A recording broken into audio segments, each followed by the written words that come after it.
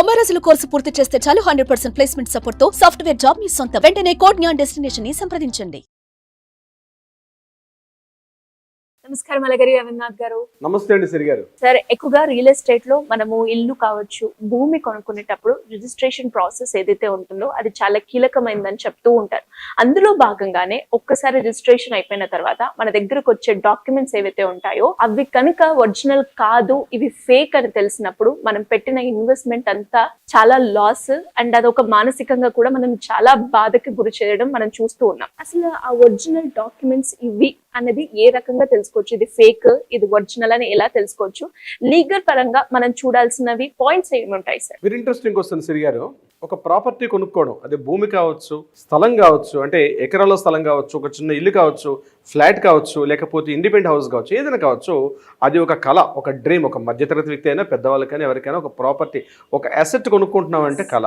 ఎన్నో సంవత్సరాల కష్టపడి మనం దాచుకున్న డబ్బును తీసుకెళ్ళి ఒక ప్రాపర్టీని కొనుక్కుంటాం. ఆ ప్రాపర్టీ కొనుక్కునే సందర్భంలో ఇక్కడ ఏం జరుగుతుందంటే నకిలీలు కూడా ఉన్నారు. నకిలీ వ్యక్తులు ఎలా ఉంటారో నకిలీ డాక్యుమెంట్స్ కూడా సృష్టిస్తారు. ముఖ్యంగా ఎలా సృష్టిస్తారంటే నకిలీ స్టాంపులు, యజమానులు కూడా ఫేస్లు మారిపోతారు.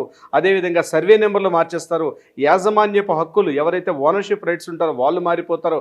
రకరకాల కోణాల్లో కలిసి మొత్తానికి ప్రాపర్టీని ఆ వ్యక్తికి అంటగట్టేస్తారు. డబ్బే ప్రథమావధిగా ఉన్నటువంటి పరిస్థితి ఏం చేస్తారంటే ఏదో రకంగా ప్రాపర్టీ అమ్మేస్తారు.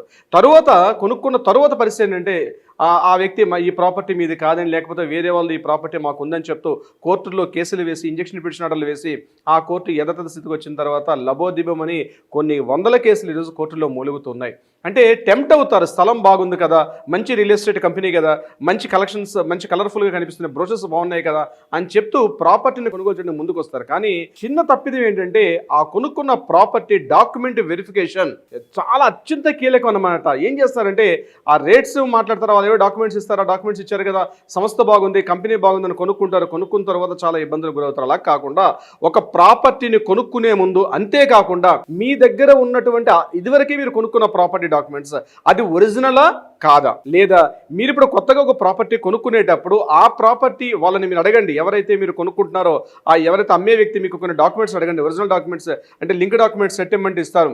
ఆ డాక్యుమెంట్స్ మీరు తీసుకొచ్చి వెరిఫికేషన్ చేసుకోవడం మోస్ట్ ఇంపార్టెంట్. మీకు తెలియదు ఎలా వెరిఫై చేయాలో. కానీ కొన్ని సూచనలు నేను చేస్తాను. అలా ఎన్ని రకాలుగా ఉంటే మోసాలు ఉంటుంది కొన్ని మీకు చెప్పే ప్రయత్నం చేస్తాను. దాని ద్వారా ఆ మోసాలకు గురి కాకుండా కొంత మనం తప్పించుకునే ప్రయత్నం చేసుకోవచ్చు. చాలా చోట్ల ఏం చేస్తారంటే ముఖ్యంగా ప్రధానంగా ఒక 7 పాయింట్లు అయితే మీకు నేను చెప్తాను. అది ఒరిజినల్ డాక్యుమెంటా ఫేక్ డాక్యుమెంటా అని తెలుసుకోవడానికి ఒక 7 పాయింట్స్. మీకు చాలా పాయింట్స్ ఉంటాయి, అది సబ్జెక్ట్ వైజ్ మనం చెప్తాం. కానీ ఒక సెలెక్టెడ్ 7 పాయింట్స్ చెప్తాను. First one, registration office, SRO.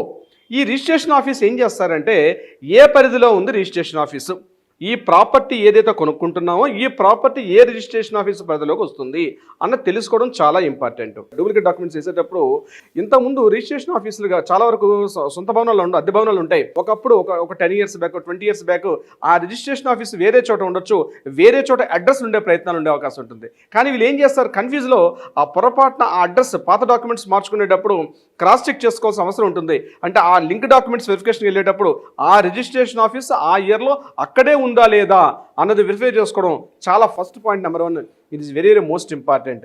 Number 2, ఏదైతే సీల్స్ ఉంటాయి ఆ సీల్స్ సెషన్లో చాలా క్రూషియల్ పాయింట్ మీకు చెప్పే ప్రయత్నం చేస్తానండి. యాక్చువల్గా గవర్నమెంట్ రిజిస్ట్రేషన్ ఆఫీస్లో చేసే స్టాంప్స్ అన్నీ కూడా మెటల్తో చేసిన స్టాంప్స్ అయి ఉంటాయి. అంటే మెటల్తో చేసిన స్టాంప్స్ అంటే సబ్ రిజిస్ట్రార్ ఆఫీస్ ఏ ఏరియా అయితే ఆ ఏరియాతో ఉండే స్టాంప్ వేస్తారు. ఆ స్టాంప్స్ మెటల్తో వేయడం వల్ల యాక్చువల్గా మార్క్ ఎలా ఉంటుందంటే అవి రౌండ్ షేప్లో ఉంటాయి. రౌండ్ షేప్లో స్టాంప్స్ అన్ని కూడా యాస్టిస్గా పడతాయి. ఆ ఇంక్ కాస్త అటువైపు ఇటువైపు వెళ్ళే అవకాశం ఉండదు. కానీ ఫేక్ డాక్యుమెంట్స్ క్రియేట్ చేసిన వాళ్ళు ఎలా ఉంటారంటే రబ్బర్ స్టాంప్స్ యూజ్ చేస్తారు. మెటల్ స్టాంప్స్ చాలా ఎక్స్పెన్సివ్ అని చెప్పి రబ్బర్ స్టాంప్స్ వాడతారు. రబ్బర్ స్టాంప్స్తో ఉన్నటువంటి స్టాంపింగ్ చేయడం వల్ల ఆ ఇంక్ కాస్త మార్క్ అటు ఇటుగా జరుగుతూ ఉంటుంది. యాక్చువల్గా గవర్నమెంట్ రికార్డ్స్లో చేసిన స్టాంప్స్ ఎక్కడ కూడా ఆ ఇంక్ కాస్త ఎలా ఏ మెజర్మెంట్ ఒక రకంగా ఉంటుంది.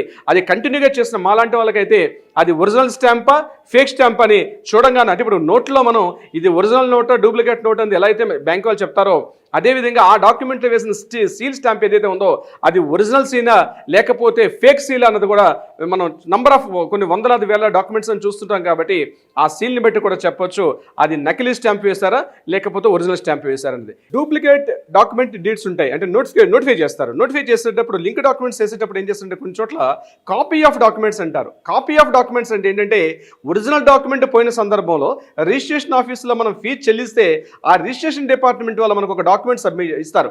దాన్ని కాపీ ఆఫ్ డాక్యుమెంట్ అంటారు. అంటే ఒరిజినల్ డాక్యుమెంట్ కాకుండా అసలు పత్రిక ఇది ప్రతి అనమాట. అంటే ఒరిజినల్ డాక్యుమెంట్కి ఇది ప్రూఫ్ ఉన్నట్టుగా రాస్తారు. ఆ కాపీ ఆఫ్ డాక్యుమెంట్స్ అన్నటువంటి ఏదైతే ఉన్నటువంటి డాక్యుమెంట్ ఉంటుందో అంటే రిజిస్ట్రేషన్ వాళ్ళు ఇక్కడ మ్యానిపులేట్ చేసే అవకాశం ఉంటుంది. నకిలీలను సృష్టిస్తారు ఈ సందర్భంలో. అంటే ఒరిజినల్ డాక్యుమెంట్ లేదు, ఏదో పత్రం ఉంటుంది, దానికి సంబంధించిన వ్యక్తులు ఎవరు లేకపోతే ఆ ల్యాండ్ వీళ్ళు ఏం చేస్తారంటే స్వాధీనం చేసుకున్న సందర్భంలో ఆ నకిలీ పత్రాలు సృష్టిస్తారు. కాపీ ఆఫ్ డాక్యుమెంట్స్ అన్నది ఆ టైటిల్ డీడ్స్ మనం చదువుతున్నప్పుడు కాపీ ఆఫ్ డాక్యుమెంట్స్ అని కనిపిస్తున్నాయంటే దాని మీద చాలా ఎక్కువ కేర్ఫుల్ చేయాల్సిన అవసరం ఉంటుంది. చాలా కేర్ఫుల్గా చదవాల్సి వస్తుంది కాపీ ఆఫ్ డాక్యుమెంట్స్లో. అంటే ప్రీవియస్ ఉన్నటువంటి హానీలో కానీ ఉన్నటువంటి నేమ్స్ లిస్ట్ ఇక్కడ రిఫ్లెక్ట్ అవుతుందా లేదా, పట్టాదారు పాస్ పుస్తకంలో నేమ్స్ అన్ని కూడా ఇక్కడ రిఫ్లెక్ట్ అవుతుందా లేదని చెప్పి క్రాస్ చెక్ చేసేటప్పుడు మనకి ఆ యొక్క కాపీ ఆఫ్ డాక్యుమెంట్స్ దగ్గర మనకి అర్థమయ్యే అవకాశం కూడా ఉంటుంది. టైటిల్స్ లో సీల్స్ లో కూడా తేడాలు ఉంటాయి. టైటిల్స్ సీల్స్ అంటే సబ్ రిజిస్టర్ ఆఫీసులు ఏం చేస్తారంటే కొన్ని చోట్ల అప్గ్రేడ్ అయిపోతాయి సబ్ రిజిస్ట్రేషన్ ఆఫీసులు. అంటే అప్పటి వరకు సబ్ రిజిస్టర్ ఆఫీస్ ఉన్నటువంటిది డిస్ట్రిక్ట్ రిజిస్టర్ ఆఫీస్గా అప్గ్రేడ్ చేస్తారు కొన్ని ఏరియాస్లో. అంటే అక్కడ ఉన్నటువంటి రిజిస్ట్రేషన్ జరుగుతున్నటువంటి దీంట్లో కెపాసిటీ ఎక్కువగా పెరుగుతుంది, ఎక్కువగా దాని మీద లోడ్ పెరుగుతుంది ఆ రిజిస్ట్రేషన్ ఆఫీస్ అనుకునేటప్పుడు ఆ రిజిస్ట్రేషన్ ఆఫీసులు ఒక్కోసారి సందర్భాల్లో డిస్ట్రిక్ట్ రిజిస్టర్ ఆఫీస్గా అప్గ్రేడ్ చేస్తారు. ఇక్కడ ఏమవుతుందంటే వీళ్ళ డాక్యుమెంట్స్ అంటే ప్రీవియస్ లింక్ నేను ఇప్పుడు చెప్పేవన్నీ కూడా లింక్ డాక్యుమెంట్స్. ఈ లింక్ డాక్యుమెంట్స్ ఏం చేస్తారంటే అది ఏ ఇయర్లో అది డిస్ట్రిక్ట్ రిజిస్టర్గా అప్డేట్ అయింది, ఏ ఇయర్లో ఎస్ఆర్ఓగా ఉందో తెలుసుకోవడం చాలా కష్టం. నకిలీ డాక్యుమెంట్స్ సృష్టించేటప్పుడు ఏం చేస్తారంటే ఫర్ ఎగ్జాంపుల్ ఈ డిస్ట్రిక్ట్ రిజిస్టర్ ఆఫీస్గా ఉన్న సందర్భంలో దాన్ని పాత డాక్యుమెంట్స్ కూడా ఏం చేస్తారంటే అది డిస్ట్రిక్ట్ రిజిస్టర్ ఆఫీస్గానే మార్చేస్తుంటారు కొన్ని సందర్భాల్లో. అప్పుడు నకిలీ డాక్యుమెంట్ ఏదవుతుంది. సో క్రాస్ చెక్ చేసేటప్పుడు మన ఆ లింక్ డాక్యుమెంట్స్ వెరిఫికేషన్ వెళ్ళేటప్పుడు అది అప్పటికి అంటే ఈ డాక్యుమెంట్ రిలీజ్ అయినప్పటికీ అది డిస్ట్రిక్ట్ రిజిస్టర్ ఆఫీస్గా ఉందా లేకపోతే సబ్ రిజిస్టర్ ఆఫీస్గా ఉందని కూడా మనం క్రాస్ చెక్ చేసుకోవాల్సిన అవసరం ఉంటుంది. సీల్స్లో కూడా మారిపోతాయి. ఇక్కడ ఏమవుతుంది డిస్ట్రిక్ట్ రిజిస్టర్ ఆఫీస్ తాలూకా సీల్, రిజిస్టర్ ఆఫీస్ యొక్క సీల్ కూడా విషయంలో కూడా మార్పు ఉంటుంది. సో ఆ సీల్స్ని కూడా చెక్ చేయాల్సిన అవసరం కూడా ఉంటుంది. సిరిగారు point number 5 old property rules కొన్ని ఉంటాయి. అంటే చాలా మందికి తెలియని కీలకమైన విషయాలు నేను మీతో చెప్పే ప్రయత్నం చేస్తున్నాను. 1990కి ముందు అంటే 1990కి పూర్వం కేవలం అమ్మే వ్యక్తి యొక్క సిగ్నేచర్ ఉంటే సరిపోయేది, కొనుక్కున్న వ్యక్తి యొక్క సిగ్నేచర్ అవసరం లేదు. అంటే అప్పుడు ఉన్నటువంటి ఆ యొక్క నిబంధనలు ఆ యొక్క రూల్స్ అండ్ రెగ్యులేషన్స్ అలా ఉండేవి. 1990కి పూర్వం అట్లా ఉండేవి. అయితే దానిని అడ్వాంటేజ్ తీసుకొని చాలామంది 1990కి బిఫోర్ ఉన్నటువంటి డాక్యుమెంట్స్లో కొన్ని డూప్లికేట్ డాక్యుమెంట్స్ని కూడా తయారు చేసి ఆ యొక్క చట్టాల్లో ఉన్న లొసుగుల్ని అడ్వాంటేజ్గా తీసుకొని డూప్లికేట్ డాక్యుమెంట్స్ని కూడా చెక్ చేసుకున్నారు. అయితే అటువంటప్పుడు అమ్మే వ్యక్తి యొక్క ఒరిజినల్ టైటిల్ డీడ్స్ యాజమాన్య హక్కులు ఎవరికైతే ఉన్నాయో నిజంగా ఆ పర్సన్కి ఆ డాక్యుమెంట్స్ రైట్స్ ఉన్నాయా లేదండి మనం మళ్ళీ క్రాస్ చెక్ చేసుకోవాల్సిన అవసరం వస్తుంది. ఇదంతా లింక్ డాక్యుమెంట్ వెరిఫికేషన్లో ఇదొక కీలక పాత్రగా ఉంటుంది. ఇది కూడా చాలా important point. Point number 6 land survey numbers errors. Land survey number errors అంటే ఎలా వస్తాయంటే ఫర్ ఎగ్జాంపుల్ ఒక వ్యక్తికి ఒక ప్రాపర్టీ ఒక సర్వే నెంబర్లో ఉంది. అయితే అతనికి 4 పిల్లలు ఉన్నారు. ఆ 4 పిల్లలు ఉండేటప్పుడు ఇక్కడ సర్వే నెంబర్స్ చేసేటప్పుడు బాగా పంపకాలు జరిగేటప్పుడు కొన్ని మిస్టేక్స్ వాళ్ళు ఏం చేస్తారంటే ఒక ప్రాపర్టీ ఒక సర్వే నెంబర్లు ఉంటుంది, ఒక ప్రాపర్టీ ఒక సర్వే నెంబర్లు ఉన్నట్టుగా చూపించేసి లింక్ డాక్యుమెంట్స్ చెక్ చేస్తారు. అంటే ఆ డాక్యుమెంట్ నకిలీ డాక్యుమెంట్ సృష్టించే క్రమంలో ఈ యొక్క సీక్వెన్స్ని కంటిన్యూగా ఫాలో అవ్వాలి. ఇప్పుడు తప్పులు చేసేవాడు ఎలా తప్పులు చేస్తారంది వాళ్ళకే తెలుస్తుంది, మనం వెళ్తుంది కరెక్టా కాదండి పోలీసులకి ఎట్లా అయితే తెలుస్తుందో అదేవిధంగా డూప్లికేట్ డాక్యుమెంట్స్ చేసేటప్పుడు కూడా అది రియల్గా డూప్లికేటా ఫేక్ డాక్యుమెంటా ఒరిజినల్ అనేది ఆ రకంగా మనం తెలుసుకున్న అవకాశం ఉంటుంది. సో యాజమాన్యపు సర్వే నెంబర్లు క్రాస్ చెక్ చేసుకునేటప్పుడు అక్కడ హ్యాండ్ రైట్ను కరెక్షన్ చేశారా లేకపోతే ఎర్రర్స్ చేశారా లేకపోతే వైట్నర్ తోటి అక్కడ ఎర్రర్ చేసి కొత్తగా దాన్ని కాపీ పేస్ట్ చేశారని కూడా మనం వెరిఫికేషన్లో కూడా మనం చేసేటప్పుడు అది మనకు అర్థమయ్యే అవకాశం ఉంటుంది. ఇట్ ఇస్ వెరీ వీటన్నిటితో కాకుండా 7th పాయింట్ నేను చెప్తాను అత్యంత కీలకమైనటువంటి ఇంపార్టెంట్ పాయింట్ ఏంటంటే కొన్ని డాక్యుమెంట్స్ లింక్ డాక్యుమెంట్స్ వెరిఫికేషన్కి వెళ్ళేటప్పుడు సిమిలర్గా చూడండి కొంతమంది పిల్లలు అంటే బ్రదర్స్లో కానీ సిస్టర్స్లో కానీ సిమిలర్ ఫేస్లు కొంతమంది ఉంటాయి. సో ఇక్కడ ఏం చేస్తారంటే వాళ్ళు ఆ సిమిలర్ ఫేస్గా ఉన్నటువంటి వ్యక్తిని అడ్వాంటేజ్గా తీసుకొని అసలు వ్యక్తికి డూప్లికేట్ డాక్యుమెంట్ అతని పేరు మీద సృష్టించేసి రీసెంట్గా అంటే ఆధార్ కార్డ్స్ వచ్చాయి కాబట్టి ఇప్పుడు కొంతవరకు అవకాశం తగ్గుతుంది. నేను చెప్పేది ఒక 10 years బ్యాక్ నేను చెప్తున్నాను. 10 years back link documents verification చేసేటప్పుడు ఒరిజినల్ అంటే అక్కడ ఫొటోస్ కూడా క్లారిటీ ఉండదు. ఆ ఫొటోస్ క్లారిటీ లేకపోవడం వల్ల అసలుగా ఉన్నటువంటి వ్యక్తి యొక్క ఈ పర్సన్ అక్కడ చేంజెస్ చేసి అంటే వాళ్ళ బ్రదరో వాళ్ళ సిస్టర్స్నో అట్లాంటి వాళ్ళు వస్తారు. లేకపోతే రిజిస్ట్రేషన్ ఆఫీస్కి మనం ఏదైతే డాక్యుమెంట్లో మెన్షన్ చేసినటువంటి సెల్లర్ యొక్క ఉన్నాడో అతనే యాస్టేజ్గా వచ్చే అవకాశం కూడా ఉంటుంది. ఎందుకంటే రియల్ ఎస్టేట్ కంపెనీ వాడు ఏం చేస్తాడు నేను పలానా వ్యక్తి నుంచి ప్రాపర్టీ కొన్నాను అంటే అది డాక్యుమెంట్ పట్టాదారు పాస్ పుస్తకంలో ఉండొచ్చు లేకపోతే సేల్ డీడ్ రూపంలో ఉండొచ్చు. అటువంటి సందర్భంలో మనం ఫోటో ఇమేజ్ నేషన్ చేసుకోవడానికి కరెక్షన్ ఉండే అవకాశం ఉండదు కాబట్టి సో అది కూడా ఈ యొక్క కంప్లీట్గా మనిషిని కూడా మార్ఫింగ్ చేసే అవకాశం కూడా ఉండే సందర్భాలు ఉంటాయి. ఇట్లాంటి చాలా చెప్పుకుంటూ పోతే శ్రీ గారు కొన్ని పదుల సంఖ్యలో ఈ పాయింట్స్ వస్తాయి. అంటే ఒక ప్రాపర్టీని డూప్లికేట్ చేయడం అంటే రియల్ ఎస్టేట్ మోసాలు రోజుకు కేసులు పెరిగిపోతున్నాయి. ప్రాపర్టీ అంటే ముఖ్యంగా కొన్ని పర్టికులర్ ఏరియాస్లో ఎప్పుడైతే డిమాండ్ పెరిగిందో అక్కడ అనుకున్నంతగా ల్యాండ్ లేనప్పుడు ఏం చేస్తారంటే అనాథరైజ్డ్ లేఅవుట్స్ ఎక్కువ పెరిగిపోయి ఆ నకిలీ డాక్యుమెంట్స్ సృష్టించకపోవడం. అంటే ఎవరో యాక్సిడెంట్లో ఒక ఫ్యామిలీ చనిపోయారు, వాళ్ళ ల్యాండ్ ఎక్కడ ఉంటుంది వాళ్ళకి తెలిసే ఉంటుంది అనమాట. ఇమీడియట్గా ఆ ప్రాపర్టీని ఆక్యుపై చేసేసి ఆ డాక్యుమెంట్ వీళ్ళు ఒక కొత్త డాక్యుమెంట్ క్రియేట్ చేసి ఆ కొత్త డాక్యుమెంట్ పట్టుకొస్తారు. ఇది కాకుండా రియల్ ఎస్టేట్లో జరిగే ప్రధాన మోసం ఏంటంటే ఈ ఒక 10 ఎకరాలు 20 ఎకరాలు ల్యాండ్ ఎక్విజిషన్ చేసేటప్పుడు ఎంటైర్ డాక్యుమెంట్ వెరిఫికేషన్ చేసేటప్పుడు మధ్యలో ఇక్కడ పీటీ ల్యాండ్స్ ఉంటాయి. అంటే ప్రొటెక్టర్ ఇన్ ట్యాక్స్ అంటారు అనమాట. అంటే ఎవరికో కౌలుదారులకు ఇచ్చినట్టు ఆ కౌలు రక్షణ చట్టాలు ఉంటాయి కొన్ని. ఆ కౌలు రక్షణ ప్రకారం వాళ్ళకి కొన్ని ఉంటాయి. అంటే ఇక్కడ నో పీటీ సర్టిఫికేట్స్ లేకుండా కూడా వెంచర్లు వేసేస్తారు. ఇన్నిటికన్నా ఇంకొక ముఖ్యంగా నేను చెప్తానండి, రీసెంట్గా జరిగిన ఒక విషయం. రీసెంట్గా ఒక మన వెస్ట్ జోన్లో ఒక ల్యాండ్కి మేము చూడడానికి వెళ్ళాం. అది చాలా కమర్షియల్ ఏరియా, చాలా కాస్ట్లీయెస్ట్ ఏరియా. అక్కడ వెంచర్లు వేశారు, ప్లాట్లు అమ్మేశారు, అన్నీ అయిపోయింది. అయితే ఈ వెంచర్కి వెళ్ళడానికి ఈ బ్లాక్ టాప్ రోడ్డుకి మధ్యలో ఒక 10 మీటర్ల మాటకు ఒక రోడ్డు ఉంది, ఒక 10 ఫీట్ రోడ్డు ఉంది. ఈ 10 ఫీట్ రేట్ యాక్చువల్గా గౌటన్ ల్యాండ్ అంటే గవర్నమెంట్ ల్యాండ్, అంటే గవర్నమెంట్కి సంబంధించినటువంటి ల్యాండ్ అది. అంటే బ్లాక్ టాప్ రోడ్డు ఉంది, ఇక్కడ వెంచర్ ఉంది. ఈ రోడ్డు దగ్గర నుంచి ఈ వెంచర్కి వెళ్ళడానికి మధ్యలో కనెక్టింగ్ రోడ్ ఏదైతే ఉందో అది గౌటన్ ల్యాండ్. కానీ వీళ్ళు ఏం చేశారు అప్పటి సందర్భంలో, నేను చెప్తే ఒక 15-20 ఇయర్స్ బ్యాక్ అప్రూవల్స్ తీసుకొచ్చేసారు. అప్రూవల్ తీసుకొచ్చి వెంచర్ వేశారు, ప్లాట్ ల్యాండ్ అమ్మేశారు. ఇప్పుడు కన్స్ట్రక్షన్కి వెళ్ళేటప్పటికి బిల్డింగ్ పర్మిషన్స్ వాళ్ళు ఏం చేస్తున్నారు, ఈ రోడ్డు గవర్నమెంట్ ల్యాండే కాబట్టి మేము పర్మిషన్స్ ఇవ్వలేమని చెప్పారు.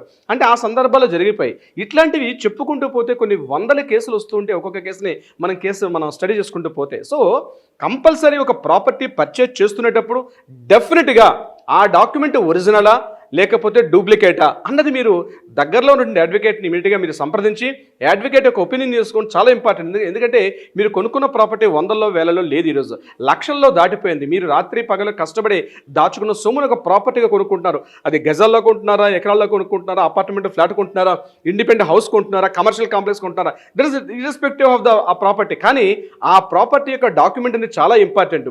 మీకు ఏదైనా ప్రాబ్లం జరిగితే మీ తదనంతరం మీ ప్రాపర్టీ మీ పిల్లలకి ఇవ్వాల్సిన సందర్భాలు వచ్చేటప్పుడు కూడా మంచి ప్రాపర్టీని, అంటే ఇష్యూస్ లేనటువంటి ప్రాపర్టీని మీ పిల్లలకి ఇవ్వాల్సిన హక్కు కూడా మీకు ఉంటుంది.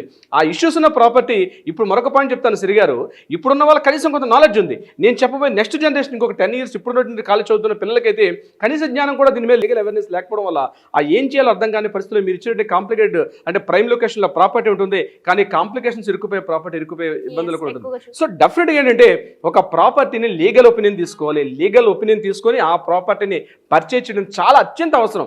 అది ఎటువంటి ప్రాపర్టీ అయినా సరే. శ్రీ గారు సార్, మరి ఎవరికైనా కూడా మీరు అన్నట్టుగానే చాలా మంది రియల్ ఎస్టేట్ లో ఎన్నో రకాలుగా మోసాలు అయితే జరుగుతూనే ఉంటాయి. అందులో ఎక్కువగా ఈ ఫేక్ ఒరిజినల్ ఎలా తెలుసుకోవాలి అనుకునే వాళ్ళు చాలా మంది ఉంటారు. దాంతో పాటు ప్రాపర్టీ ఇష్యూస్ లో కూడా, అంటే ఈ ఏరియాలో ఉంది, ఇలాంటి గొడవ మా ఇంట్లో జరుగుతుంది, దీనికి సంబంధించి ఎవరైనా కూడా లీగల్ గా వెళ్ళాలి అనుకున్నప్పుడు మీ అడ్వైస్ కావాలి అంటే ఎలా మిమ్మల్ని సంప్రదించాల్సిన అవసరం ఉందంటారు సార్? తప్పనిసరిగా శ్రీ గారు కింద స్క్రోల్ అవుతున్న నెంబర్ని కాంటాక్ట్ చేయగలిగితే అట్లీస్ట్ కాంటాక్ట్ అని చేయొచ్చు, వాట్సాప్ చేయొచ్చు, లేకపోతే వాట్సాప్లో చిన్న మెసేజ్ ఇమీడియట్గా మాట్లాడమంటే మన లీగల్ టీం వాళ్ళకి ఇమీడియట్గా అప్రోచ్ అవుతారు, మాట్లాడతారు. మీ డీటెయిల్స్ కూడా చాలా కాన్ఫిడెన్షియల్గా ఉంటాయి.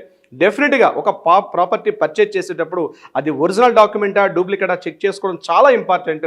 వన్స్ లీగల్గా అడ్వైజర్ కన్ఫర్మ్ చేసిన తర్వాత మాత్రమే ఆ ప్రాపర్టీని పర్చేజ్ చేయండి. That is very very crucial important.